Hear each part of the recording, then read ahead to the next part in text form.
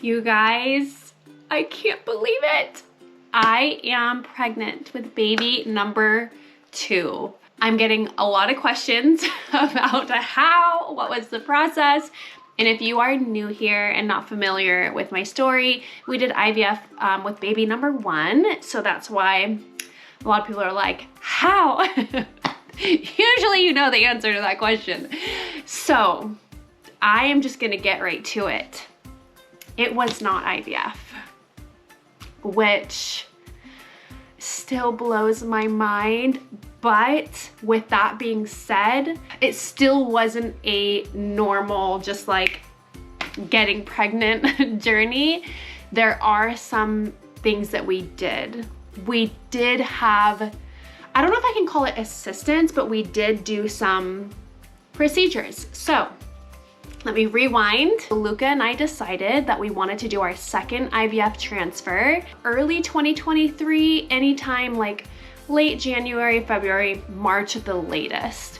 And we wanted to wait until after the holidays were over because Black Friday, Christmas, New Year's, like that whole time for us in our business is insanely busy, and I like need to be on top of my content game, okay? So I was like, let me get through the season and then we'll do the transfer, okay? But I went to LA early October and I was going for a work trip. I did a collab workout, and so I flew to LA for literally 48 hours.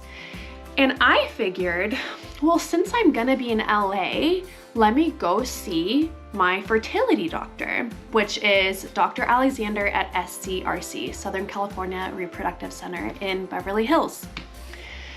So this was just gonna be a checkup. It was just a checkup. I did a saline sonogram, which is where they inject saline into your uterus to get a clear picture and to do an ultrasound to see if there are any blockages or anything that could prevent an embryo from implanting. They also did a biopsy and they did find 2 polyps where an embryo would implant. They also found 2 cysts. The cysts were less concerning. The polyps, she said, because they were where an embryo could try to implant, that could prevent me from conceiving naturally. So I was scheduled a few weeks later, early November, for a polypectomy. Pretty much it was just to remove those polyps, and it is considered surgery, but minimally invasive, pretty low-key, I think. And she told us that we could try conceiving on our own for a few months because that could have been it, because we had not been preventing pregnancy in any way for a little over a year. I got my period back around 6 months postpartum, so actually more like 1.5 years. And I didn't get pregnant. Of course, that was always a big question mark for us, is what would baby number 2, that journey, look like? And after 1.5 years of completely unprotected, not holding back at all, still not getting pregnant, you know, that's why we were like, okay, let's get going on IVF transfer number 2. So going there and doing that saline sonogram and her saying like, okay, there's the polyps. We were like, okay, so this is a good course of action. And then honestly, we still wanted to do the transfer right away. Even though she said we could try for a few months, we were like, let's get this show on the road and just plan to do the transfer early 2023. So I go home. I don't think I mentioned this.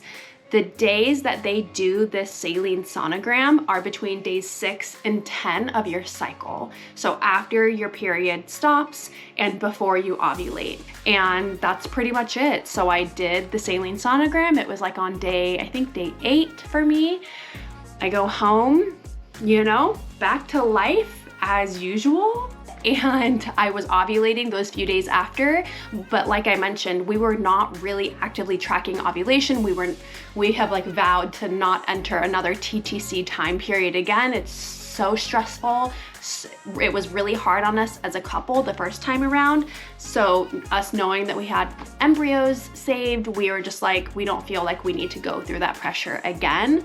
So that 2-week wait was probably the first 2-week wait that I wasn't thinking about it at all, because even though we weren't actively trying, once you go through that and you know your cycle, you know when you're in the 2-week wait, and if there's any hope of getting pregnant, you have some awareness of it. And I did in prior months, and I did feel let down when I would get my period, but at the same time, it wasn't the same letdown as like the first TTC time period. With all that being said, this 2-week wait period was Halloween, and I was so busy. I had so many Halloween toddler parties. I was hosting one, and I woke up a few days before Halloween and I was like, oh, I think I should be getting my period someday.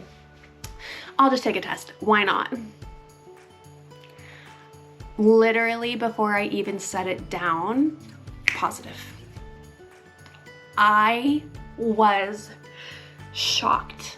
Like, how? Of course we know how, but I just was not expecting it at all.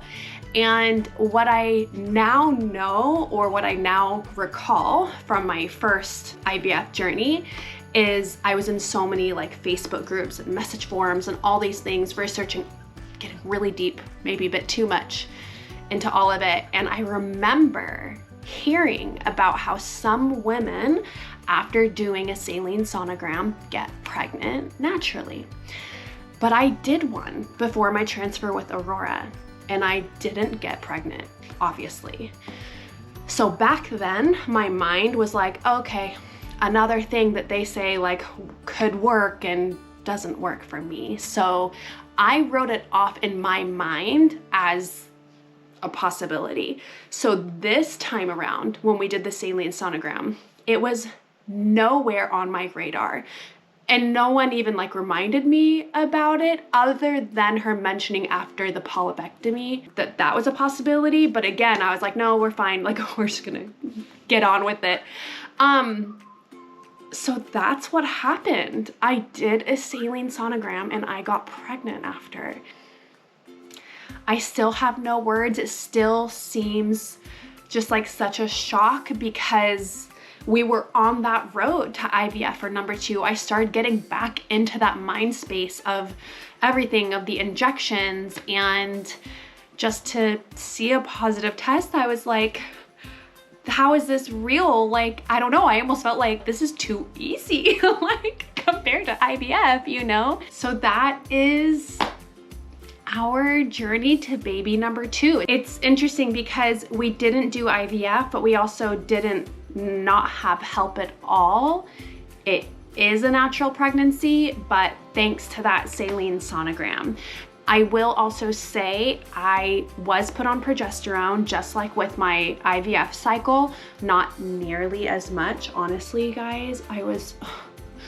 When I realized and it like sunk in that I wasn't gonna have to do IVF this round, I was just like, thank God I'm not gonna have to do those progesterone shots in my glutes every day for 12 weeks. Oh, thank God.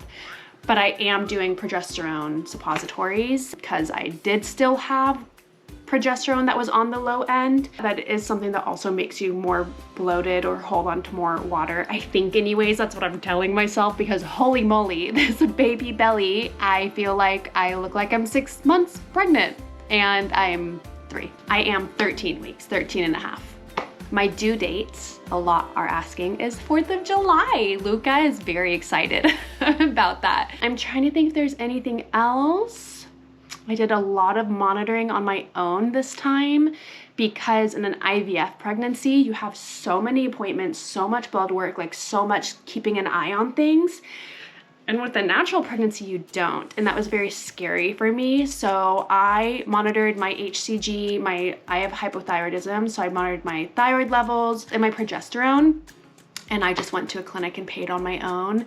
And I also did extra ultrasounds, because normally you don't have that many at all. And I did one pretty much every 2 weeks. So I'm probably still gonna do that until I don't know how long. I feel like so much anxiety and so much uncertainty. And I think with all pregnancies, it doesn't matter IVF or not, but I definitely have a lot of lingering anxiety over it.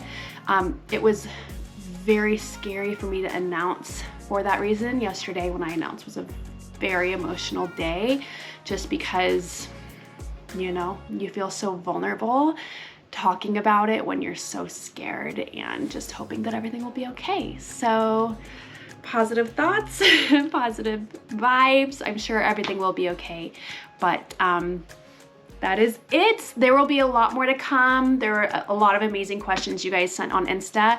I just wanted this video to talk about how it happened and answer that question for you all.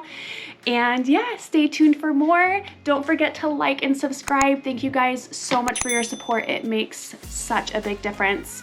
I do have a question for you. If you think it is a boy or a girl, I want to know. I know, we found out.